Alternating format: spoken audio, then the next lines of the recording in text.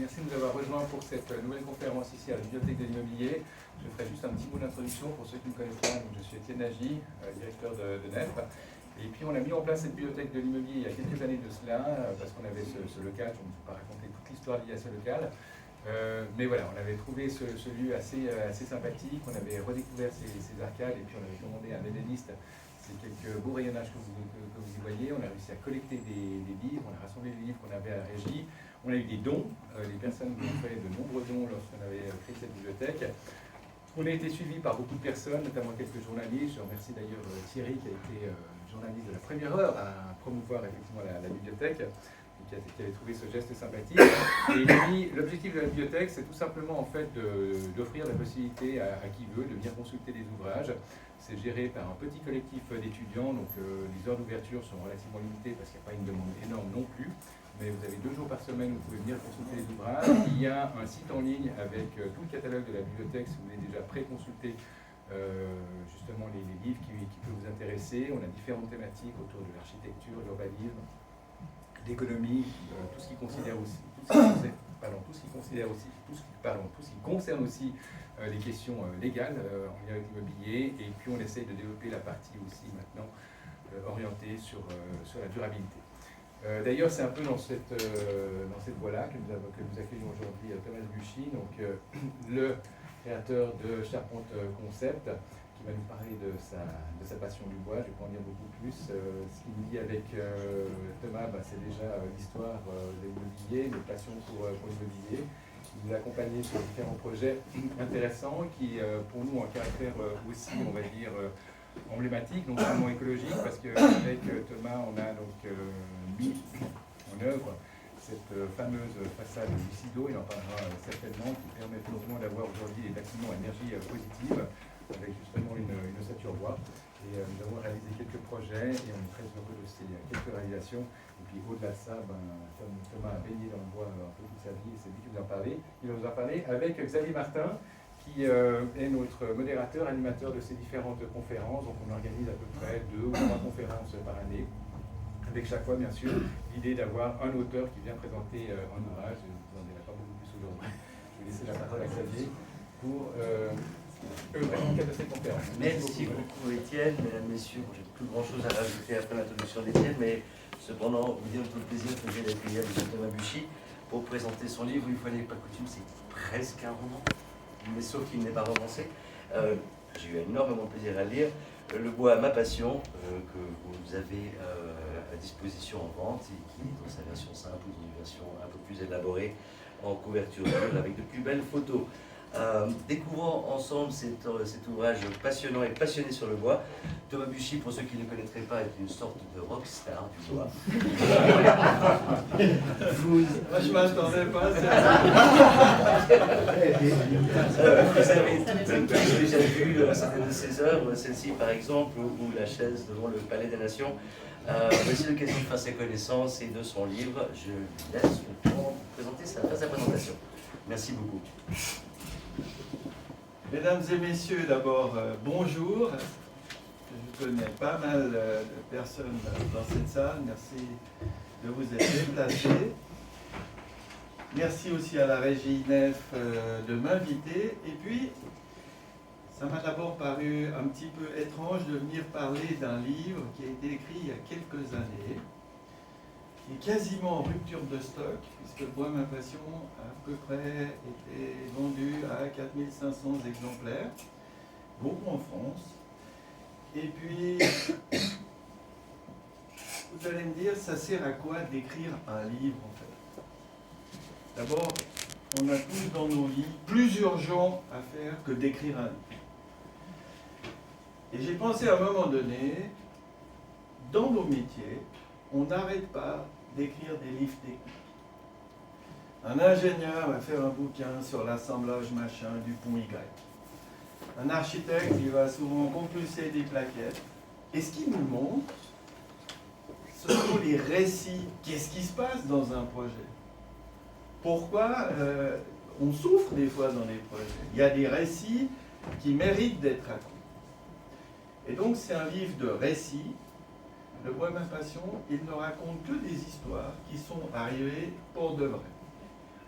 mais ça pourrait ressembler à un roman.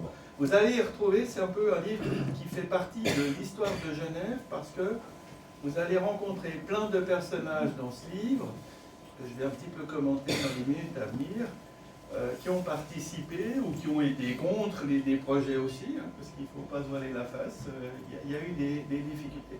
Et le livre a une autre vocation, c'est de dire c'est un livre qui doit faire envie aux jeunes.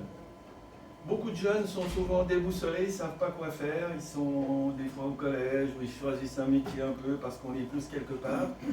Mais c'est dire aussi aux jeunes, vous avez une vie maintenant, c'est vous qui décidez ce que vous en faites. Et j'ai reçu énormément de lettres de jeunes qui ont dit qu'ils ne sont pas forcément devenus charpentiers ou ingénieurs bois, mais ça leur a donné envie d'entreprendre. Voilà le but du livre. Alors, c'est un peu notre maxime. Vous savez, pour des fois un petit peu se galvaniser, il faut des repères. Et une des citations que nous utilisons beaucoup à Charpente Concept, eh bien, c'est celle de Churchill, celle du sombre été 1940, lorsque Londres est sous les bombes, et il dit « Agissons comme s'il était impossible d'échouer ». On va jusqu'au bout de nos convictions. C'est un petit peu... j'entreprends quelque chose, mais le résultat ne m'appartient pas. C'est dans cet esprit. Je suis heureux de dire aussi, ma compagne est là, mon épouse, mon frère Mathias, mon fils Alexandre, aussi mon associé Raphaël depuis 26 ans, qui a participé aussi quand même d'assez près à tout le processus de ce livre. Et puis j'ai décidé dans un premier temps de le dédicacer à mon père, qui était un merveilleux artisan du verre. Ça ne veut pas dire que c'est un homme facile, vous allez le découvrir. Il est mort extrêmement jeune, mais il a pu en tout cas me donner, je dirais, l'envie d'entreprendre, d'aller à fond dans la vie. Alors il m'y a poussé. Et donc je lui dédie, et surtout à sa citation d'un grand chercheur, philosophe, chercheur de vérité. Il a laissé cette citation: l'homme n'est pas responsable de l'état lamentable dans lequel il se trouve, il est responsable de ne rien faire pour en changer. Notre condition d'homme, on n'a pas choisi d'être comme nous sommes. Par contre, on a souvent choisi de ne rien faire pour en changer. Voilà. Est-ce que c'est à lui qu'on doit cette soif de transmission chez vous? Alors je crois que vraiment je peux que lui rendre hommage, c'est pour ça que je lui ai dédicacé ce livre, parce qu'on se construit tous avec des gens autour de nous, et puis je dirais dans les hommes remarquables que j'ai rencontrés dans ma vie, mon père c'est le premier. Alors vous allez découvrir, pour celles et ceux qui ne l'ont pas encore lu, que le livre commence par un chapitre qui s'appelle « La quête ». Et c'est l'ascension du Cervin que nous avons réalisé avec Patricia le 5 septembre 2005. Vous allez me dire, c'est quoi cette histoire? Il va nous parler de récit du bois. Et puis on fait d'abord l'ascension du Cervin. Donc vous avez 2-3 images. Vous savez, le Cervin, quand vous le regardez sur la carte postale, c'est une très belle montagne, puis plus vous vous approchez, plus c'est un monstre qui vous fait peur. Moi j'ai eu très très peur lorsque, après plusieurs années d'entraînement, nous sommes partis à l'assaut du monstre. Là nous sommes au sommet du Cervin, je vous laisse juste voir, vous avez ce qu'on appelle les cordes fixes, donc c'est vraiment vertigineux. Et puis, là vous avez une image du sommet, j'aime à dire, le Cervin, formidable pyramide de gneiss des Alpes, comme une flèche de cathédrale, c'est un doigt pointé vers Dieu. C'est une phrase qui est dans mon livre, et pour moi c'est exactement ça, cette montagne. Donc là vous êtes au sommet. Je dois quand même dire qu'on a pleuré à chaudes larmes quand on est arrivé là-haut. Et puis, au sommet, juste à 3 mètres du sommet, vous avez une statue de Bernard, Saint Bernard, patron des alpinistes. Et puis, bien sûr, moi, quand je la vois, j'en fais Bernard de Clairvaux, qui est aussi Saint Bernard, mais qui est le grand patron de nos métiers. Donc, l'histoire des récits débute à ce moment-là, lorsque je vais enlacer la statue. On peut le faire, vous avez ici d'ailleurs même une corde autour.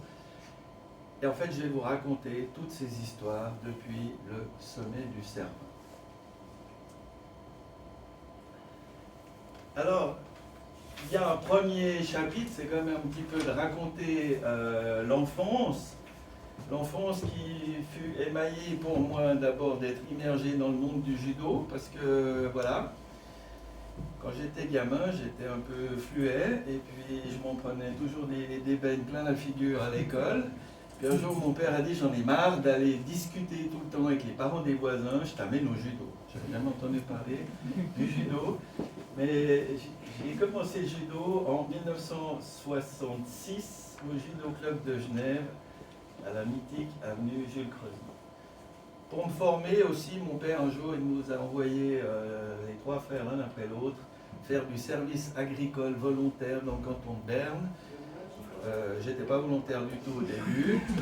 En plus, il parlait le patois bernois que je comprenais pas non plus. Je parlais un peu le zurichois. Et donc, c'était très formateur. Le judo m'accompagne depuis toujours, tant dans sa philosophie que, en fait, dans l'engagement sportif aussi, que ça a été tout au long de ma vie. J'ai fait de la compétition, j'ai été membre de l'équipe suisse de judo pendant 5 ans, donc ça a été vraiment un moment très fort dans ma vie, mais aussi un moment d'échange et d'amitié, parce que les amis du judo, ça reste vos amis pour toute la vie, quand vous allez partager des choses aussi fortes. Et puis un jour, mon père m'apostrophe, parce qu'on avait passé dans son atelier à Mons, il me dit, t'es en 8e maintenant du cycle, je crois que c'est la 10e, maintenant ça a changé, mais enfin à l'époque c'était la 8e. Il me dit, t'as réfléchi à ce que tu veux faire, et ne me demandez pas pourquoi, je lui dis un peu peut-être pour me débarrasser de la question embarrassante, oui, je veux être charpentier. Mais comme je ne savais rien faire de mes 10 doigts, même pas planter un clou, ça m'a un peu surpris. Et puis, je lui ai dit de monter, puis on en a plus reparlé pendant des semaines.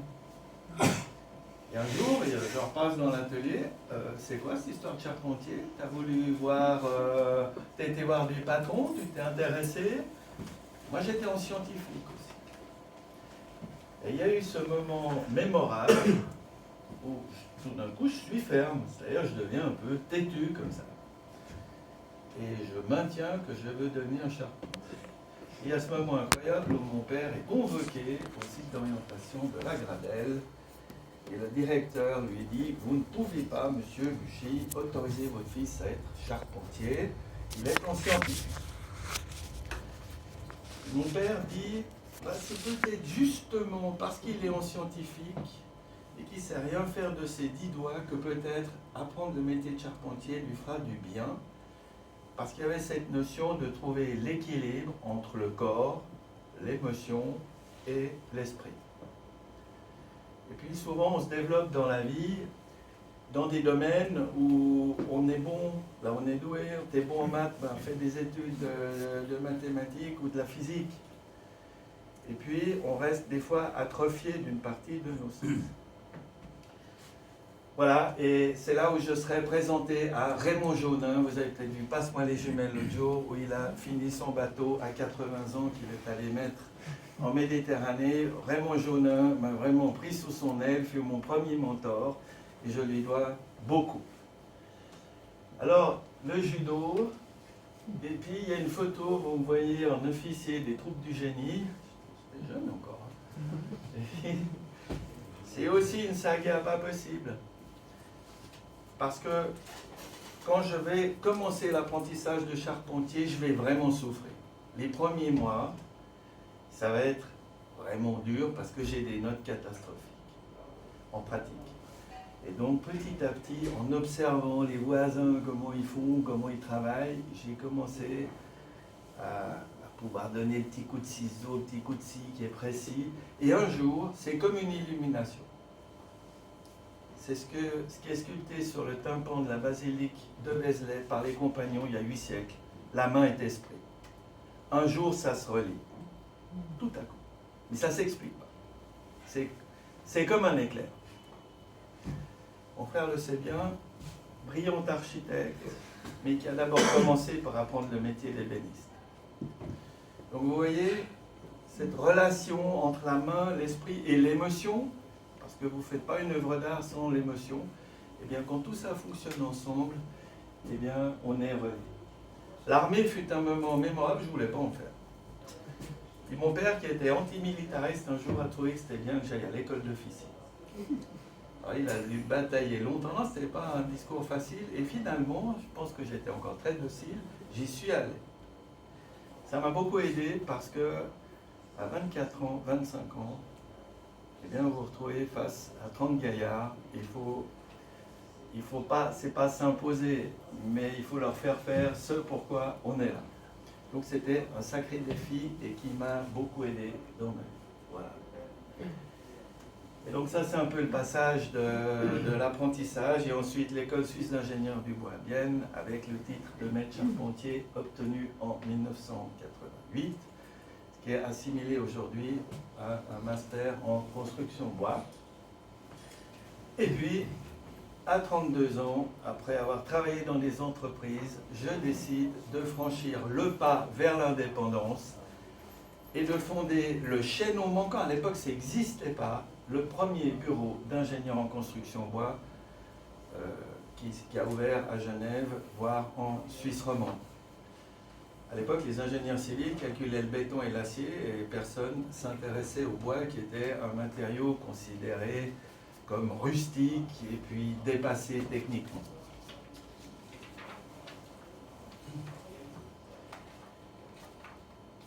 Le livre rend hommage aux anciens. Nous ne sommes rien dans l'existence s'il n'y avait pas eu nos prédécesseurs pour ouvrir la voie. Alors le livre raconte par exemple la rencontre avec les chefs-d'œuvre du compagnonnage qui sont, ici ce sont le Mazerolles et le Vianney. Imaginez ces maquettes. Elles font entre 5 et 6 mètres de haut. C'est ça, on se rend pas bien compte. Oui, on ne se rend pas compte sur l'image là. Vous voyez, qui sont donc au musée du compagnonnage à Paris. À Paris, il y a un café à l'avenue Jean Jaurès qui s'appelle le Café des Arts et des Sciences Réunies. Et dans l'arrière-boutique, il y a cet extraordinaire musée. Donc ça, ce sont les chefs-d'œuvre du 19e siècle.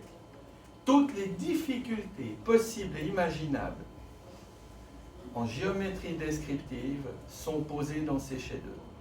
C'est-à-dire que c'est comme une partie d'échecs.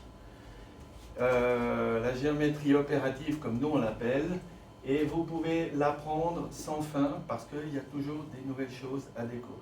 C'est cette technique de dessin héritée du grec Euclide qui a donné naissance à l'art ogival. Sans cette technique de dessin, on serait probablement resté à l'art roman. Donc c'est ça la révolution du gothique. Et donc ces chefs-d'œuvre, allez les voir. Rien que le Mazerolles, il a fallu 18 ans, 10 personnes à plein temps pour le réaliser. Et vous avez toutes les épures, donc les plans, qui sont affichés au mur, qui sont tous dessinés à l'encre de Chine, c'est absolument fabuleux. Alors moi, rencontrer ces chefs-d'œuvre va changer ma vie, parce que quand vous voyez ça, vous avez juste envie de vous dire, je veux les égaler. Puis je vous pose une question à ce propos. Vous avez l'air de parler avec beaucoup d'amour du compagnon, mais pourquoi ne l'êtes-vous pas devenu vous-même? Alors c'est vrai, je ne suis pas compagnon, même si je les connais bien, que plein de chantiers sur lesquels on a élaboré des projets, il y a des compagnons qui y travaillent. En fait, c'est un peu Raymond Jaunin qui était à la fois maître charpentier et compagnon, qui à un moment charnière me dit, parce que j'ai vraiment pensé partir sur les routes de France avec la caisse à outils à main. Il me dit non, toi tu continues, tu vas à Vienne, parce qu'on a besoin de gens très bien formés, et le compagnonnage, tu auras assez le temps de le côtoyer. Donc c'est vrai, ça venait un peu de Raymond Jaune. Un sage conseil, rétrospectivement. Oui, complètement. Bien sûr, il y a à 21 ans, je vis une expérience extraordinaire. Je suis à Paris pour aller voir les championnats du monde de judo. Et avec un des potes du judo, on se retrouve sur l'esplanade de Notre-Dame. Il y avait des échafaudages. Et on est monté sur la tour. À l'époque, il fallait payer 2 francs français pour aller là-haut. Et puis, arrivé au sommet de la tour, il y avait un compagnon couvreur. Vous voyez toutes ces collerettes qui étaient en plomb, qui ont disparu aujourd'hui. Le compagnon couvreur qui travaillait là. Et je lui dis, je suis charpentier de Genève. Mon rêve, c'est de voir la forêt. C'est le surnom qu'on a donné à la charpente que vous voyez ici. Ça, c'est encore une image de la charpente de 1250, qui aujourd'hui a disparu. Et le compagnon me dit, « Ah, mais vous vous intéressez à la charpente de Viollet-le-Duc ?» Je dis, « Non, monsieur, je voudrais voir la charpente d'Angevin, l'enfant du génie, le compagnon qui en a fait les tracés, qui s'appelle Henri-Georges. » Il me dit, « Le fait que vous savez qu'Henri-Georges a existé, je vous ouvre la porte. » Et c'était le Graal, cette visite, qui est restée pour toute ma vie ancrée dans mon cœur. Et vous voyez ici, vous aviez avant, ils vont refaire ça à l'identique, pour monter dans la flèche, qui était faite donc au 19e siècle, vous avez un escalier hélicoïdal, et puis contre le poinçon ici, il y avait la plaque. Donc le nom de l'architecte, Viollet-le-Duc, l'entreprise Bellu, le charpentier les travaux, et le nom du compagnon Henri-Georges. Et vous voyez ici, vous avez le symbole de l'équerre, du compas et un outil en travers qui est le grand ciseau des charpentiers, la bisaiguë. Alors quelle est la signification? L'équerre symbolise l'apprenti, celui qui fait des tracés angle droit. C'est le premier outil qu'on vous donne hein, quand vous êtes menuisier au charpentier, en gros, c'est une équerre. Hein. Et puis ensuite, vous avez le compas qui symbolise, lui, l'esprit, parce que vous faites des tracés avec des cercles. Avec un compas et une règle, vous pouvez tracer toute la géométrie de l'univers. Ça suffit. Vous avez besoin de rien. Et puis en travers, vous avez toujours un outil. L'outil symbolise l'émotion. Pour faire un chef-d'œuvre, il faut que je l'ai dessiné, il faut que j'ai pu apprendre à travailler avec les outils. Et puis si je n'ai pas mis de l'émotion, que je sois musicien, peintre ou charpentier, le résultat, il ne sera absolument pas le même. Voilà. Le tragique incendie du 15 avril 2019. Donc vous voyez, on a réussi pendant presque 8 siècles à maintenir cette charpente intacte et par négligence, elle est partie en fumée. J'ai mis ces 2 photos parce que... Pardon.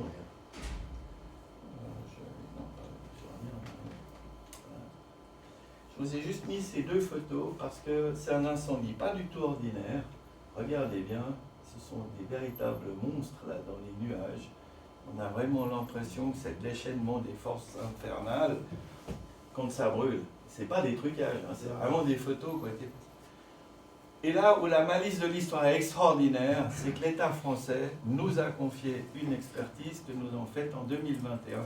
Comment on reconstruit à l'identique la cathédrale et puis comment on exploite le bois de chêne aujourd'hui en 2022. Donc on a rendu nos travaux. Ils nous ont même payé, donc ils doivent être contents. Et vous voyez, ça a été une relation extraordinaire de pouvoir, toutes ces années plus tard, après cette visite qui était inoubliable quand j'avais 20 ans, pouvoir participer à cette expertise. Profitons de l'image incendie pour vous poser une question demain. Bois et sécurité, une fausse idée bien répandue semble dire que le bois serait moins sûr lors des incendies que la pierre et le béton. Qu'en est-il véritablement? Alors c'est toujours un grand débat. Les détracteurs du bois vont dire que ça brûle. C'est vrai, le bois brûle.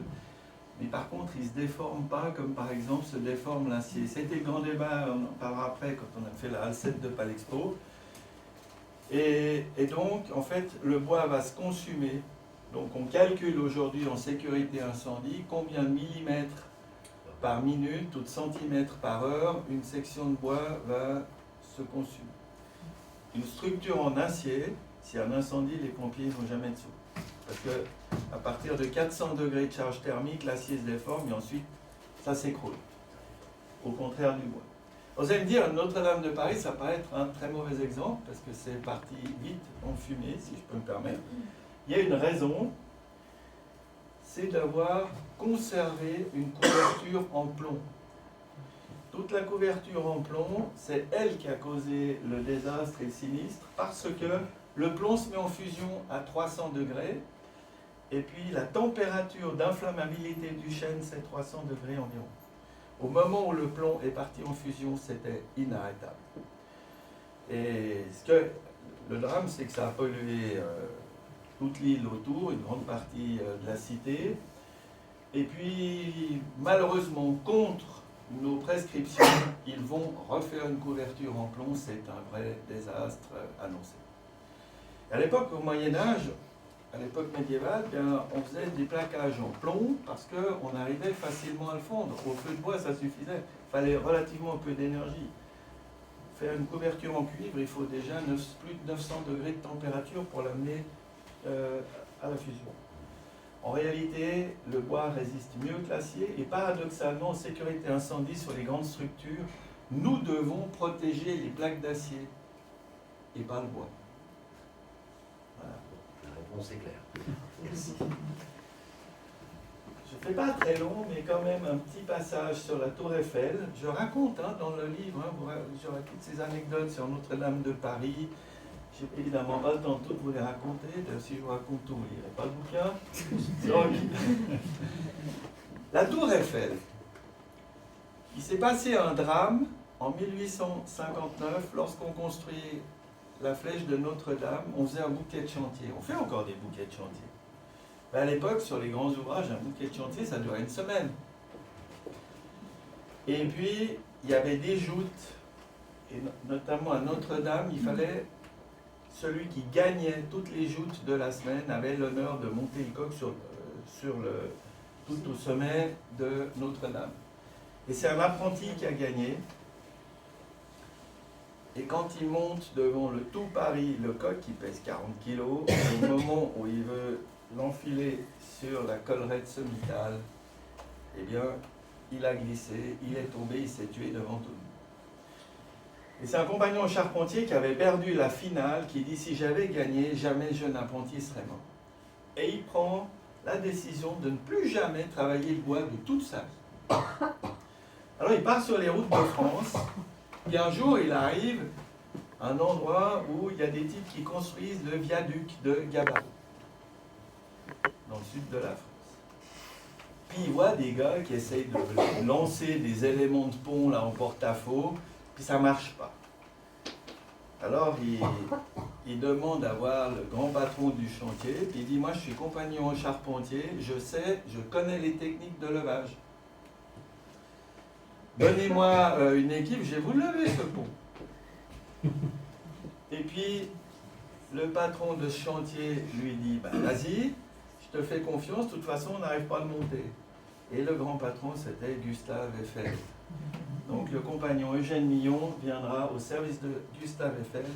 Et quand il faut construire la tour Eiffel, qui est capable de monter des pièces aussi complexes et aussi lourdes à 330 mètres du sol? Il n'y avait guère que les compagnons charpentiers sur le. Et donc, on va discuter dans toutes les cayennes de compagnons à Paris pour savoir on y va ou on n'y va pas. Et finalement, après un vote serré, les compagnons décident de la monter. Et oui, ils montent la tour Eiffel, qui sera le symbole de l'ère industrielle. Et le symbole, c'est le fer et ensuite l'acier, donc le bois. Il faudra un siècle à la filière bois pour s'en remettre. Donc le bois tombe dans l'oubli, un peu à cause de la tour Eiffel. Voilà, c'est raconté dans le livre, ce sont des récits issus aussi des archives du compagnonnage auxquelles j'ai pu avoir exceptionnellement accès pour l'écriture du livre. je ne veux pas m'étendre trop sur la salle de gym de l'école de Cartigny. C'était le premier projet remporté contre une variante bois contre l'acier. Mais c'est surtout la citation que j'aime ici, puisque c'est vrai, dans nos vies, on doit passer un pont très très étroit, tous les jours. Mais l'essentiel, l'essence du ciel des choses, eh bien, c'est qu'on n'ait pas peur du tout. Nous sommes vivants, entreprenons et balayons la peur.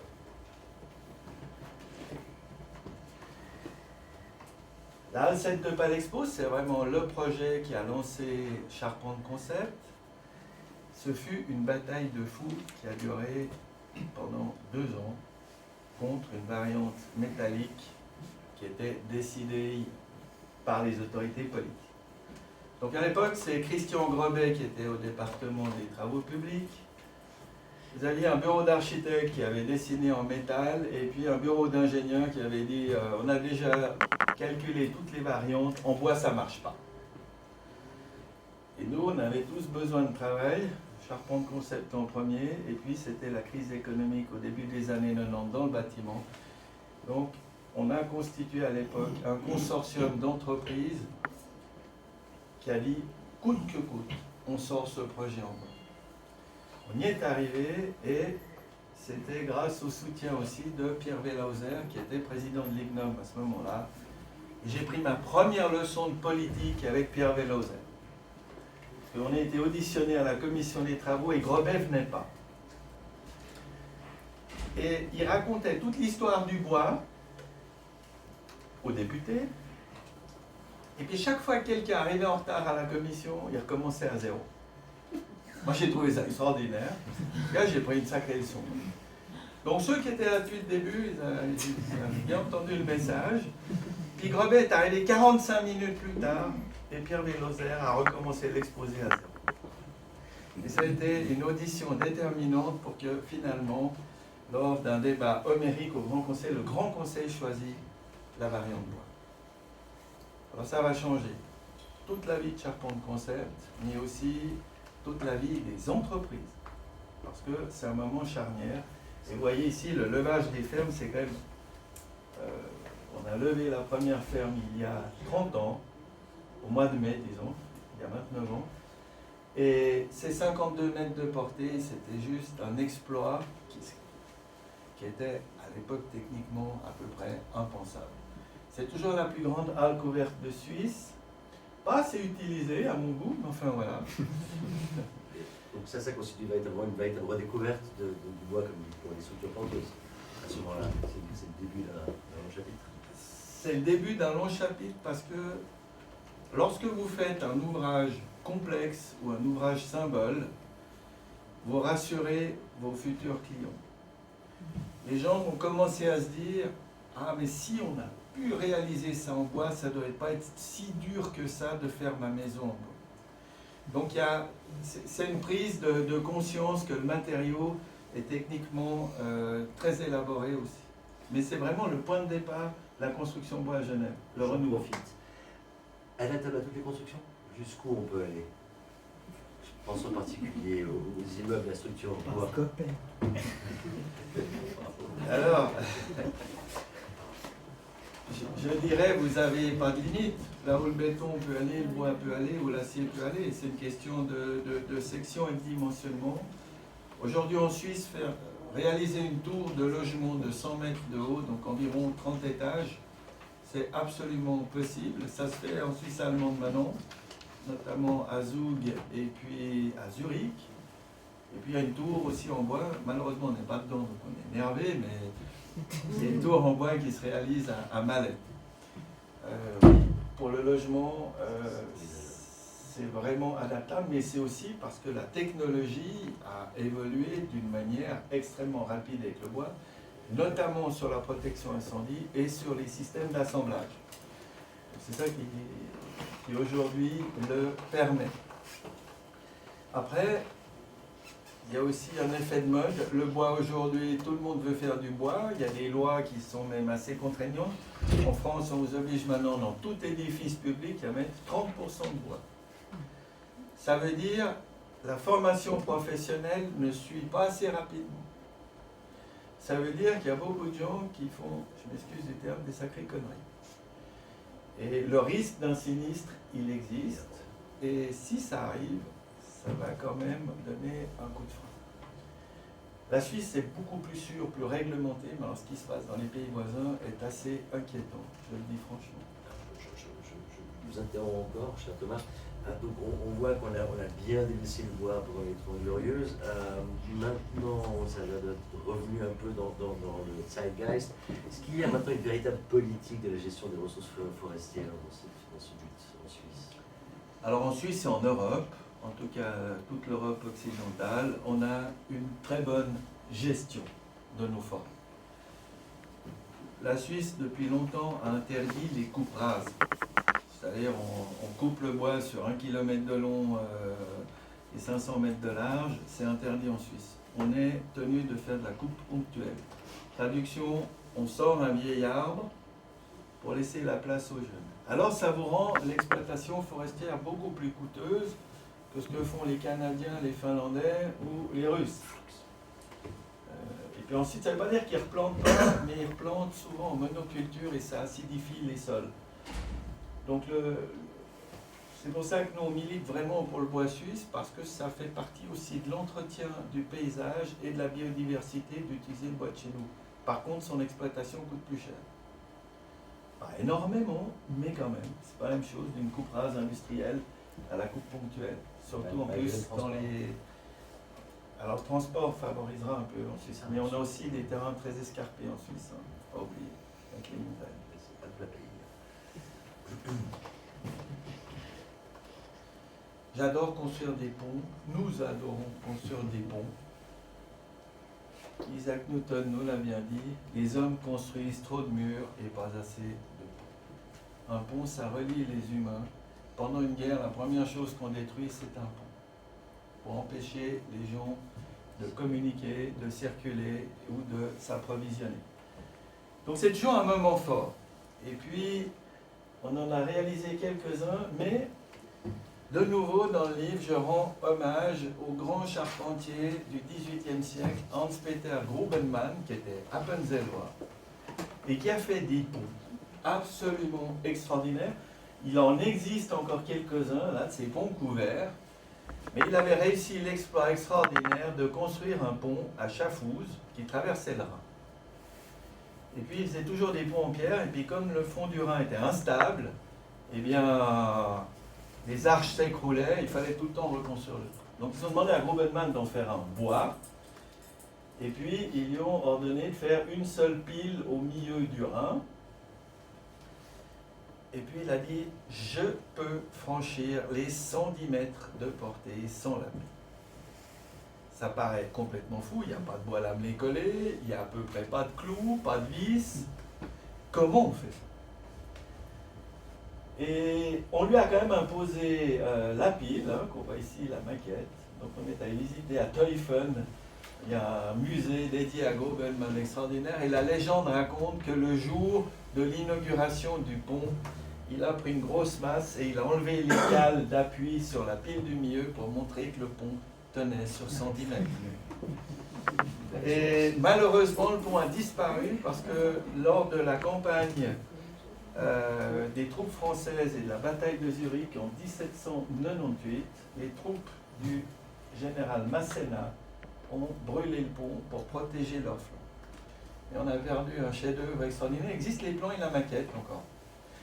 Alors, pour parler des ponts, il faut aussi rendre hommage aux anciens, et Grubenmann est un de ces bâtisseurs extraordinaires. Voilà. Vous n'allez pas nous parler d'une anecdote avec le pont? C'est dommage.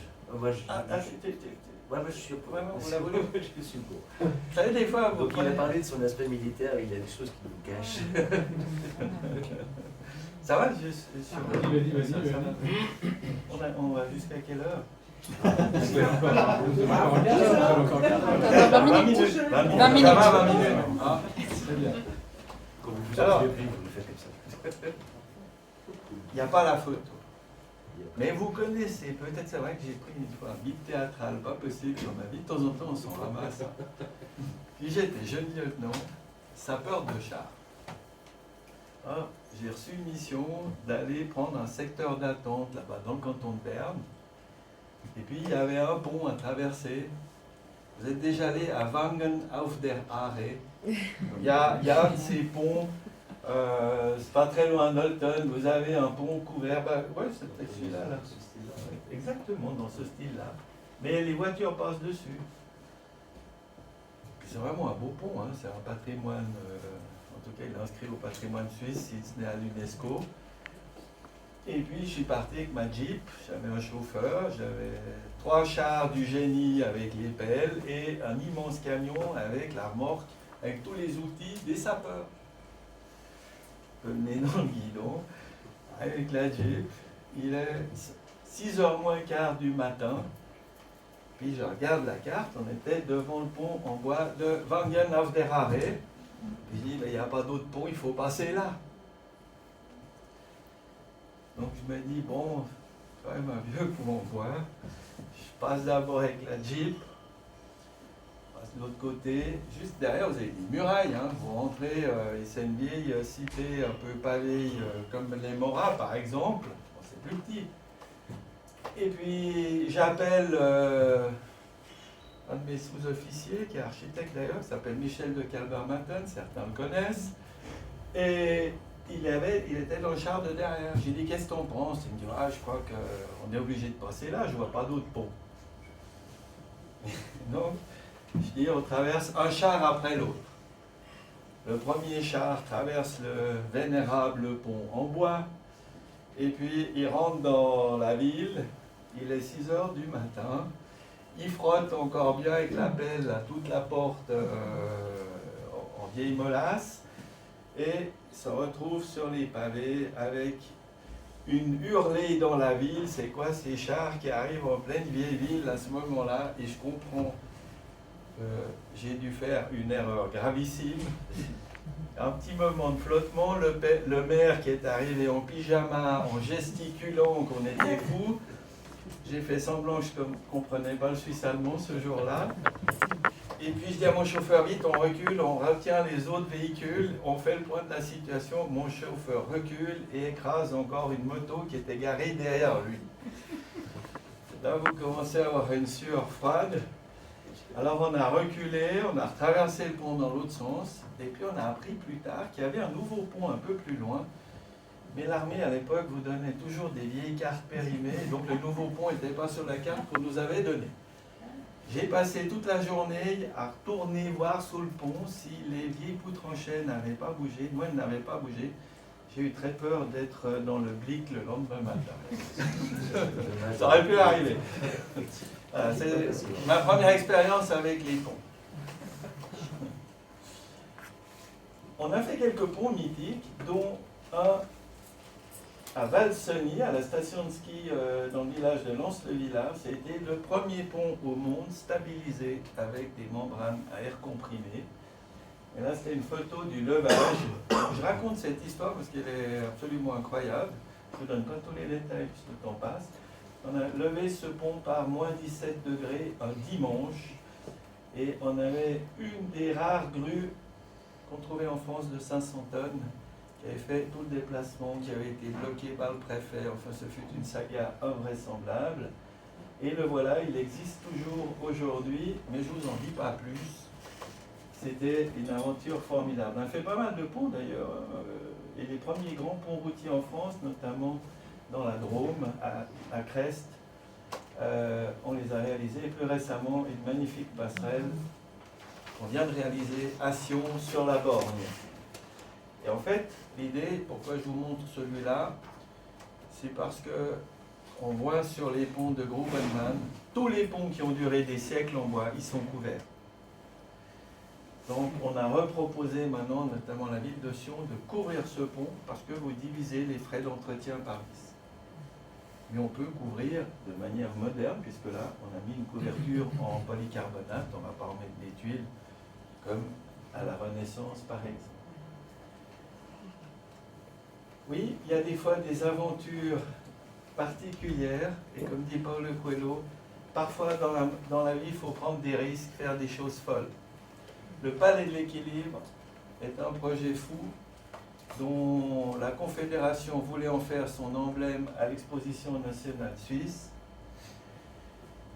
et en faire le symbole national du développement durable. D'où cette forme d'un globe terrestre, c'est une métaphore de notre planète. Alors, le livre vous raconte en détail tous les dessous de ce projet, toutes les choses politiques. Quand la Confédération, à un moment donné, annule le projet, dit on ne va pas le réaliser, et que nous on prend des risques fous, c'est-à-dire qu'on continue à calculer et à faire des plans. Et un jour je suis parti à Berne avec mes plans dans la serviette, je suis allé voir les fonctionnaires fédéraux.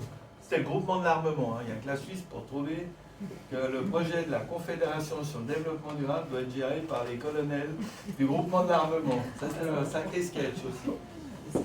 Et puis je présente les plans et je me présente au, comment il s'appelait, le colonel Videvert. J'ai dit, mon colonel, je veux vous voir parce que vous allez être couvert de ridicule lors de l'Expo nationale puisque la Confédération n'aura pas de pavillon. Il me dit, c'est vrai, monsieur Buchy, j'en dors plus. Et j'ai dit, alors je suis venu vous voir parce que voilà les plans, on a avancé et maintenant on le fait. Et ça va être le point de bascule parce que finalement la Confédération reprend la décision de faire le palais de l'Équilibre. Mais c'est un miracle. Comme la reconstruction au CERN, là c'est le montage pendant l'expo, là vous avez l'image à Neuchâtel. Vous vous rappelez, 2 millions de visiteurs, c'est le projet le plus visité de l'exposition nationale. Et puis ensuite, même chose, les fonctionnaires n'avaient qu'une idée, ils vont faire des copeaux. Plus vite on se débarrassait du palais de l'Équilibre, ça leur enlevait littéralement une épine du pied. Et bien là, on a milité jusqu'à ce qu'on trouve un repreneur. Il aurait même dû aller à Paris, à l'exposition universelle qui était dirigée par Madame Trautmann, qui a été annulée dernière minute par Raffarin, par un décret. Enfin, et que finalement le CERN le reprenne et que ça a fait un débat homérique au Conseil national parce qu'ils voulaient le mettre, les Suisses allemands voulaient le mettre au bord de l'autoroute à Unsingen pour en faire des bureaux. Et puis heureusement, Pascal Couchepin, contre vents et marées, contre ses autres collègues, il est président de la Confédération et il dit mais ça n'a aucun sens et il l'attribue au CERN. Tout ça est raconté dans le livre, je ne vais pas plus loin parce que, voilà. Vous voyez la reconstruction au CERN, et puis on l'a repris en 2016, donc le CERN a mis l'argent qu'il fallait pour les mesures d'accompagnement pour le rendre durable pour les 50 prochaines années. Il y a aussi eu le tournage du film Angers Démon avec Tom Hanks. Donc ça c'est une photo où ils sont devant le globe et nous on est très fiers parce qu'au début du film on voit le palais. Les ouvrages symboles. Le bois ceci est merveilleux, c'est que justement on peut tout faire avec. Et tout le monde connaît la Broken Chair de la Place des Nations, mais je suis sûr que vous ne connaissez pas son histoire. On sait que Daniel Verset est le sculpteur qui a imaginé la chaise. Charpente Concept, nous sommes les ingénieurs, et c'était un des premiers projets de Raphaël lorsqu'il est arrivé au bureau, qui avons calculé, dimensionné, rendu possible sa construction. On a même aidé avec Handicap International à l'époque à trouver du financement. Oui, mesdames et messieurs, la Broken Chair de la Place des Nations, c'est le symbole de la lutte contre les mines antipersonnelles. Et en 1997 avait lieu la première conférence mondiale qui se tenait à Ottawa pour interdire l'utilisation des mines. La chaise devait être sur la Place des Nations pour 3 mois. Ensuite, être démolie. C'est la 26e année maintenant. Et puis, on a eu des incidents diplomatiques, notamment lorsqu'on a restauré la chaise et qu'ils ont refait la Place des Nations, elle était démontée. les Russes ont profité pour essayer d'interdire la reconstruction de la chaise. Bah oui, chaque fois qu'ils passaient à l'ONU, ça leur rappelait les horreurs qu'ils fabriquent. Et c'est un moment très fort. Vous voulez que je vous raconte une petite anecdote? J'ai encore le temps sur la chaise. La Broken Chair m'a appris quelque chose d'incroyable. Sachez qu'à l'époque, nous avons décidé de faire cadeau de nos honoraires pour participer à un projet qui nous semblait humainement important. À la même époque, vous aviez des actions qui montaient sur les télécoms. Tout le monde investissait dans les télécoms. Nokia, Motorola, Ericsson. Puis on avait un tout petit pécule de côté à Charpente Concept et notre gérant de la banque cantonale nous dit « Ah, il faut placer un peu, allez-y. Comme ça, vous faites un petit peu de sous à côté, ça va vous aider, un peu de beurre dans les épines. » Et finalement, on cède et on a placé 50 000 francs. Je vous raconte ça cash. Hein. Et puis ça montait tous les jours. Tous les jours à l'époque. Avec ces 50 000 francs, on gagnait entre 300 et 500 francs par jour. En 4 mois, nos 50 000 francs sont devenus 80 000 francs. Et à ce moment, sort un article dans le Nouveau Quotidien, avant le journal Le Temps. Première page, Motorola, plus grand fabricant mondial de puces pour les mines antipersonnelles. Vous voyez la douche? Nous, on avait investi dans un truc, on se dit, c'est pacifique. Et puis, en réalité, ça l'est pas. Alors, comment voulez-vous, d'un côté, faire cadeau de vos honoraires pour construire le symbole mondial de la lutte contre les mines antipersonnelles et de l'autre côté, faire de l'argent sur la souffrance et le malheur de l'arme que vous pensez absolument indigne du genre humain? Ce jour-là, on a vendu tout. De toute ma vie, je n'ai jamais racheté une action. Jamais. Le seul endroit où je sais où mon argent est sûr, c'est quand il est placé dans nos constructions au service du bien collectif. Mais c'était une sacrée leçon. Je vous la raconte cash. Voilà. Ça va nous amener à faire un autre symbole. Je n'ai pas le temps de vous raconter toute l'histoire. Le sablier du millénium. Il y a une histoire abracadabrante, comment on en est arrivé à le faire tourner. Je vais m'attarder 10 secondes sur celle-là. L'autre, vous la découvrirez dans le livre. L'histoire du sablier, en 2001, il y a eu la 2e conférence mondiale de lutte contre les mines antipersonnelles. Et Elisabeth Decré-Warner, qui avait été présidente du Grand Conseil, m'appelle et me dit « Il faut redynamiser la chaise, il faut que tu aies une idée. » Je réfléchis comme ça, j'ai pas d'idée. Je lui ai dit « J'y pense. » À part la peindre en rouge, je ne voyais pas. Puis elle me rappelle quelques semaines après, puis elle me dit « Alors, tu as une idée ?» Et là, ça sort comme ça, je dis, on amène le sablier devant l'ONU. D'abord, on voulait le rentrer dans l'ONU. Puis, les anneaux en bois parfaitement ajustés en chaîne, hein, c'était déjà un défi fou de faire ça. Eh bien, aucune porte de l'ONU n'était assez grande pour rentrer l'anneau, donc on l'a construit devant l'ONU sur une estrade.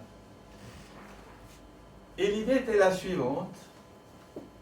Puisque, en moyenne, toutes les 20 minutes, un enfant, je ne parle même pas des adultes, est mutilé sur une mine dans le monde, pendant toute la conférence, l'idée c'était de tourner le sablier toutes les 20 minutes. Bon, comme ça, pendant que les diplomates se racontent des jolies histoires, chaque fois que le sablier tourne, ça leur rappelle que pendant qu'ils parlent, eh bien, il y a de nouveau un enfant qui est mutilé. Alors j'ai été invité à la première, à l'inauguration dans la grande salle de l'ONU. J'étais au premier rang et puis j'étais assis à côté d'une très belle blonde. Je me dis, j'ai déjà vu quelque part.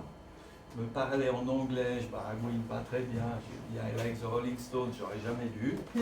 Parce qu'à côté d'elle, il y avait un monsieur que j'avais forcément déjà vu, mais sur le moment, j'arrive pas à dire qui c'est.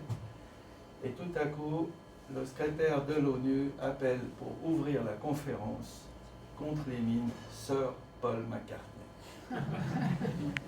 Et il est monté à la tribune. Je réalise que j'étais assis à côté de Heather Mills, sa compagne de l'époque, qui avait été mutilée dans un accident. Donc c'est pour ça qu'elle militait pour la cause des mines. Et j'étais là. Et quand McCartney a commencé à parler, eh bien j'ai fondu en larmes. Parce que je me suis dit, cette idée-là, de tourner le sablier toutes les 20 minutes, ça passe à cet endroit-là, sur grand écran avec une webcam, contribue un tout petit peu à rendre le monde meilleur. C'est cocasse, sachant ton amour pour les Stones. C'est ça. Et c'est ça. Il est aujourd'hui au château de Pente, puisqu'il est resté 14 ans, ensuite démonté dans un hangar des SIG. Et on a fait ce cube en verre autour maintenant.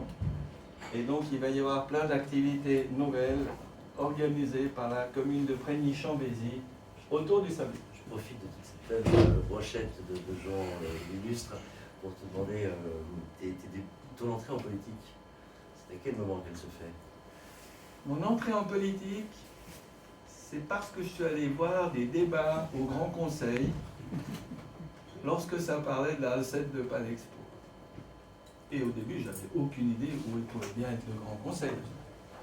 Puis à voir ça, les députés dans la fosse, les journalistes, j'étais à la tribune en haut, puis vous aviez le Conseil d'État, je trouvais ça très impressionnant. Et après la victoire de la Alcette, là je me suis dit, ça m'intéresse, je veux aller dans l'arène. Puis j'ai fait campagne, j'ai été élu.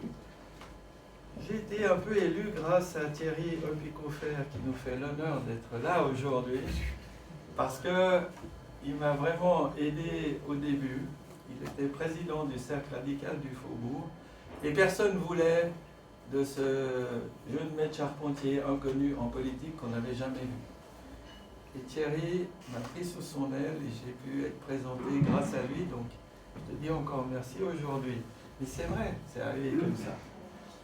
Et donc ce fut l'entrée en politique, mais j'ai eu un grand privilège, c'est quand il y a eu la victoire de la Alcette de Palexpo, pendant 3 semaines, 4 semaines, j'étais dans tous les journaux et ça m'a rendu un peu plus populaire. Je ne regretterai jamais le passage en politique. Productivité des hommes. Donc j'ai fait 12 ans au Grand Conseil, ça suffit, et encore 4 ans à la coprésidence de l'Assemblée constituante. Non, 16 ans, c'est bien. C'est comme dans tout dans la vie. À un moment donné, le temps est passé et on fait autre chose, sans aucun regret. On arrive au bout, hein? Oui. Enfin, presque.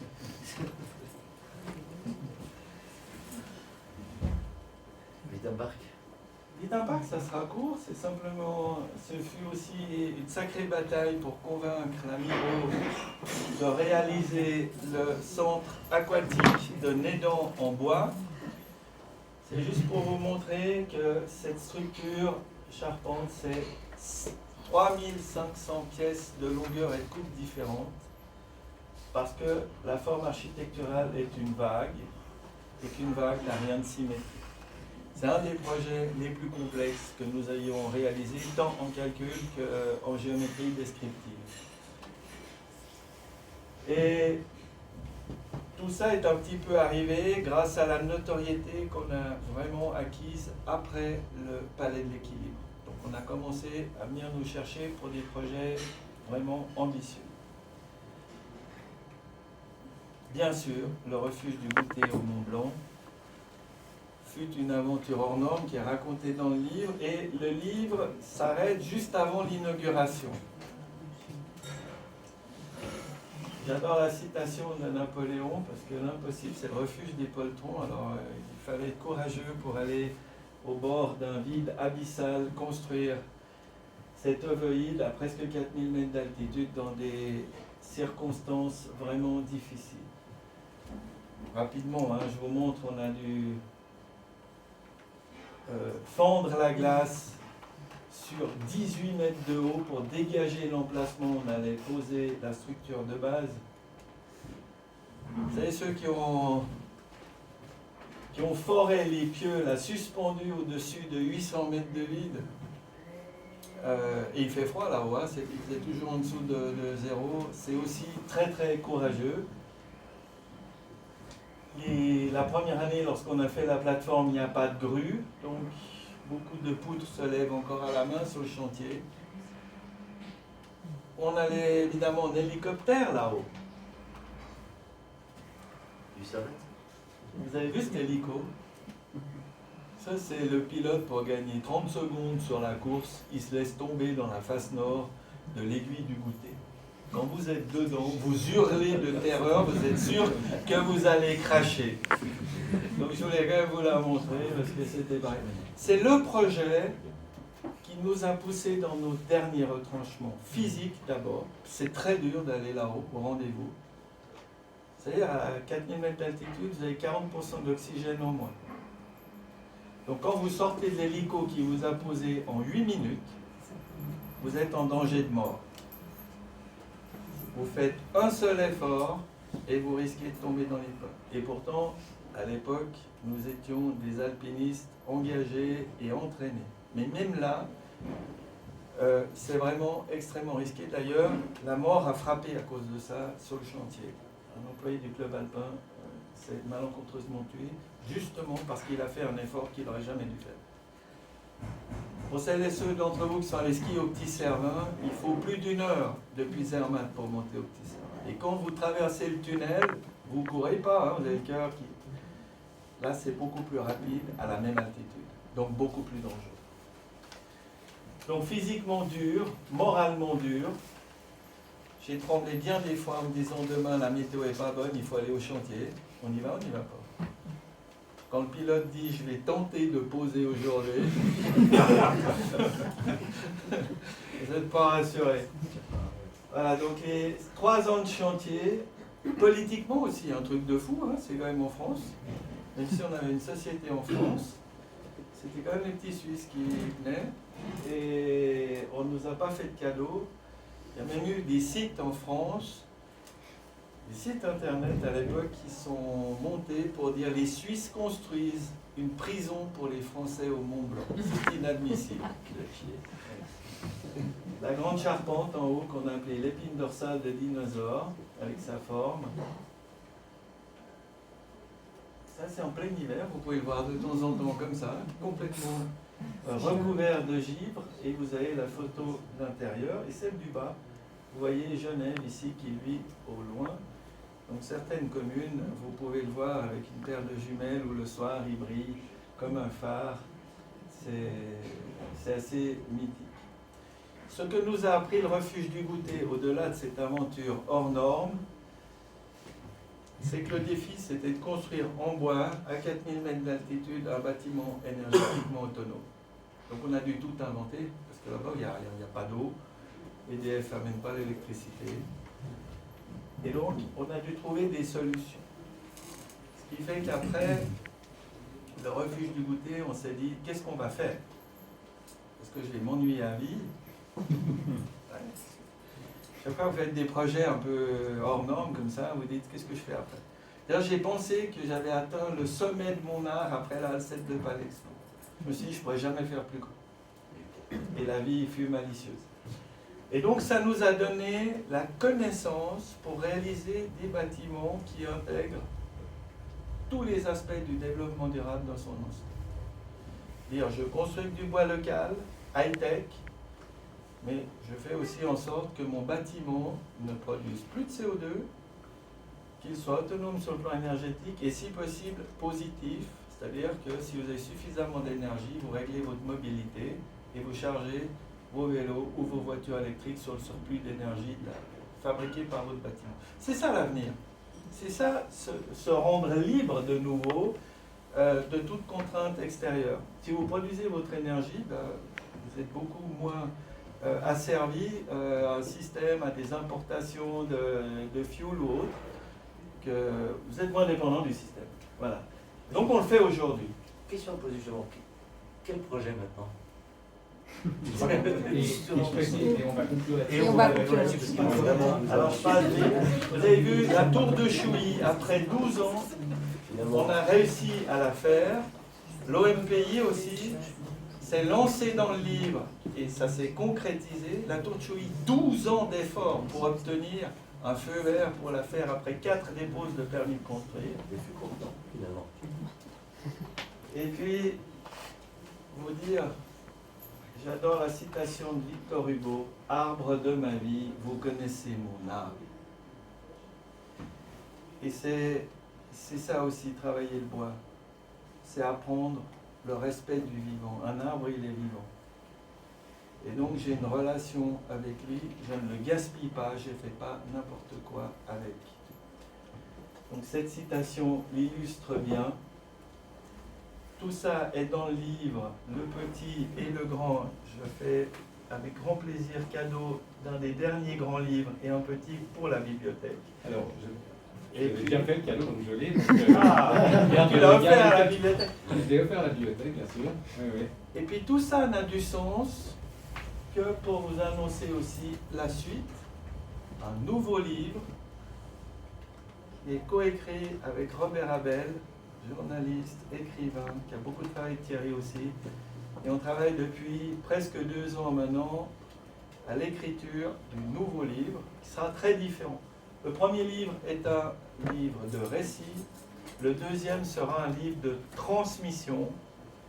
Il y aura, ça ne part que d'histoires vécues, mais avec l'aspect plus philosophique, existentiel, avec la question que toutes et tous on devrait se poser du matin au soir. Qui suis-je? D'où viens-je? Où vais-je? Voilà, ça sera pour septembre.